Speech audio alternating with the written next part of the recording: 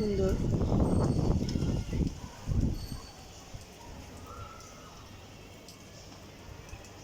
এগুলি নতুন বসাইছি এখানে, আগে বসাইছি, এটা অনেক বড় হয়েছে গাছটা। মাশাআল্লাহ কি সুন্দর। টক পাতা আমি মাঝে মধ্যে নিয়ে পাতা নিয়ে ভর্তা করে খাই। এটা আমার বাচ্চাদেরও পছন্দ, এটা ওরাও খায়। আমার মেয়ের খুব পছন্দ ভর্তা করলে টক পাতায়।